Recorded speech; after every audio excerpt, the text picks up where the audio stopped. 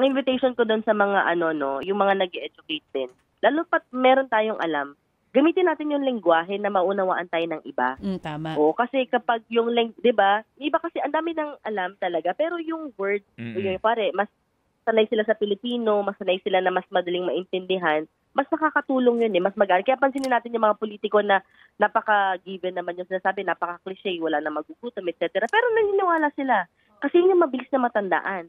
So ngayon, paano itatranslate itong mga evidence-based information sa madaling maintindihan ng mga kapwa natin Pilipino, 'di ba?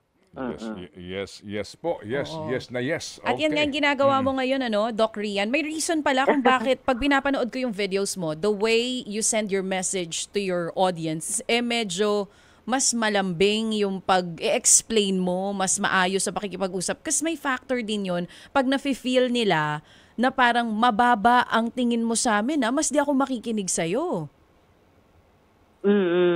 Yeah, marami naman talaga ang uhaw na matuto. Kaya lang kapag siyempre nararamdaman nila talaga na intimidating yung salita mo, parang ayaw nilang makinig. Ayaw nilang manonood ka na lang ng video, mamanduhan ka pa, di ba?